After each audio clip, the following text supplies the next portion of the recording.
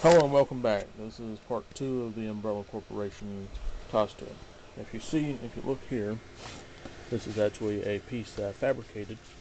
It's basically a motocross or supercross or any motorcycle type wear forearm guard. Actually lasts together with a zip tie to a skateboard elbow pad up here, which gives you the flexibility. You can still actually move, but also gives you the look that you have armor on. Obviously, I sprayed some fake paint, fake blood and paint mixture, latex paint with fake blood. Actually spattered it on there, makes it look unique. It gives it some color. Obviously painted in flat black. These shin slash knee guards or supercross knee guards or Fox. I actually bought them at a thrift store for I think $4 each or $4 together. I actually fastened this one together to a mole drop leg utility pouch, I guess you'd call it, which I made a fake rappel kit for to make it look like special forces or any number of different things. Obviously, it's just for looks. There's no way in hell I'd actually use it for any kind of rappelling, since how that piece is actually a part of a dog leash, and these carabiners here are from like the dollar store. I wouldn't trust them with my life. This is a paperweight grenade that I actually put in my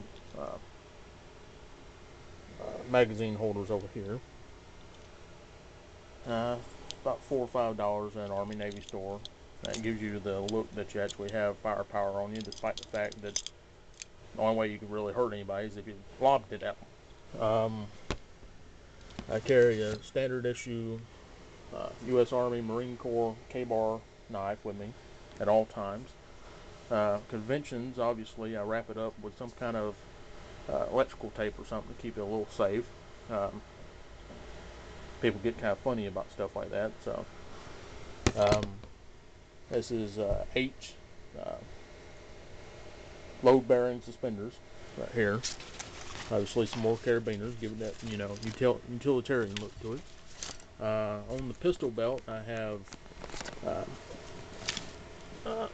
reserve pistol clips, pouches, magazine pouches. There's also a holster in the back to hold that little guy. Canteen, so I actually go to conventions and stuff without actually buying any kind of water or drinks. Actually bring it myself.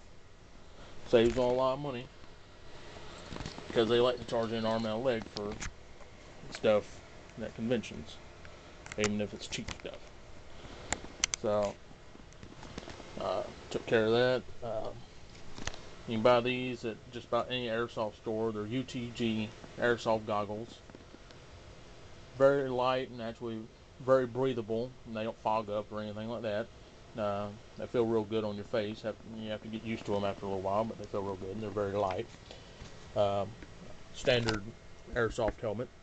Obviously, I have a black cover on it to make it blend in with everything else. Reserve mag pouches for AK-47 that I carry with my costume, and any other weapon I carry with my costume. Usually carry a AK-47 and a M16 or AR-15 or M4, one of the variants. Drop leg, right leg drop leg holster has my 45 in it. Pull it out. Colt 45. Obviously, you can put whatever weapon you want in there, but I chose the 45. It's one of my favorite weapons. This is the vest that I wear. It's basically a recon vest, by just about any airsoft store or anything like that. Excuse me. Gives you the look that you need. Also, it breathes a lot better because it's mesh, and anybody that's been at a convention knows you got to be doing a whole lot of walking. You don't want to melt when you're in costume. These are actually hockey. I think they're hockey, and they might be airsoft shoulder guards. Obviously, I put the Umbrella logo on them. This one over here actually has blood spatter on it. Gives it a unique look. It goes with the forearm / elbow guard over there. Obviously, you buy some umbrella patches to go along with it. The best way to make these ammo pouches look decent without spending an arm and a leg on fake clips or airsoft clips, just use some cardboard. You can see, I don't know if you can see, damn it.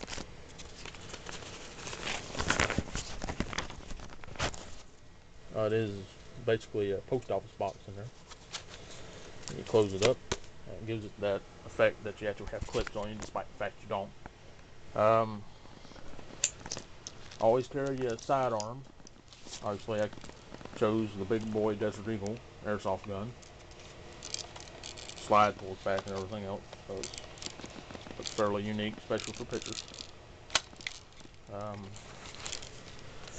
But the vest itself weighs fairly light. While you're at it, while you're going at all this trouble, go and buy you either a balaclava, regular balaclava, or you can get you a 3-hole balaclava like that one right there, where it's actually kind of like a ski mask, but it's moisture wicking fabric, so you don't have to worry about burning up in it. Always look for an Umbrella Corporation ID badge of some sort. You can probably find them on eBay. I think I bought this one from a guy in Canada for, I think, $15 or something. He makes them, and actually you put your picture and everything else on there. You send him a picture or information and everything else, and it looks professional. Well worth the money if you're going to do this. Also remember that if you're going to do this costume, it's going to make you make sure that you're actually going to wear it and not just, prance about it. It's not made for prancing. Once you get it on, you're stuck with it. That's a whole bunch of gear to take off, and unless you're Superman and super fast at getting it off, don't recommend it.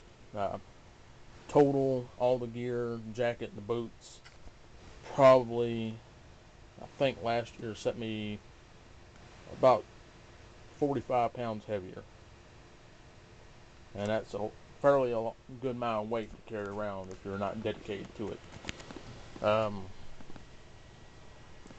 I make these costumes on the side. I'm actually an author. I also work at Dunbar Armored Trucks.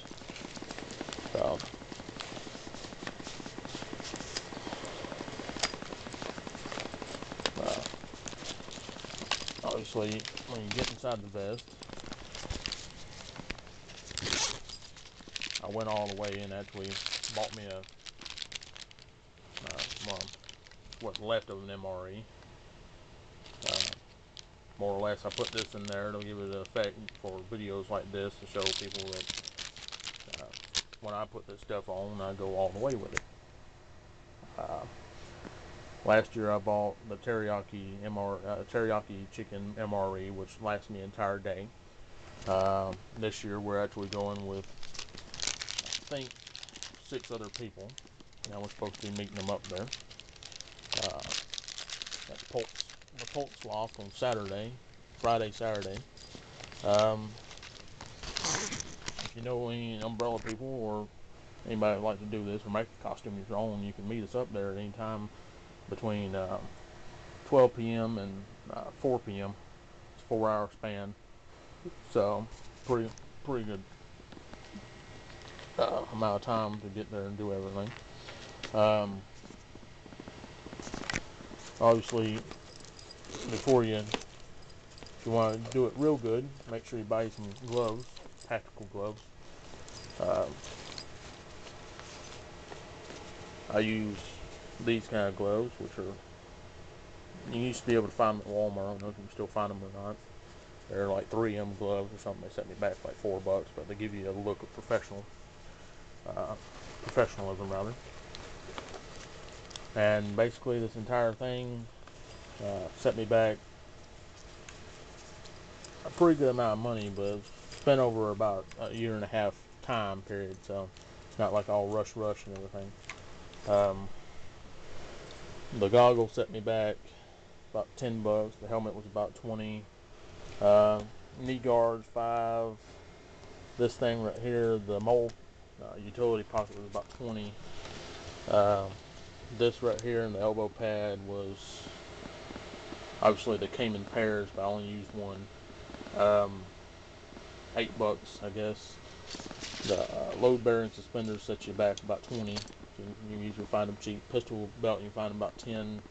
Canteen, all that stuff, you don't really have to worry about unless you're actually gonna drink out of it, which I do. It saves me water, money on water and everything else. Overall, I say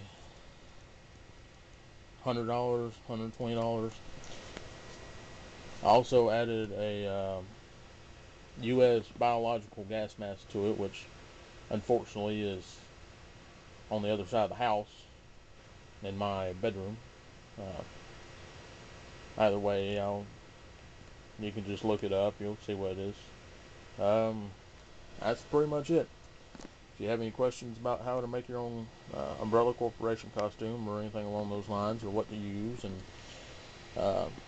what I would recommend doing or anything like that, please comment. That's about it. Thanks for watching. Hope it helps.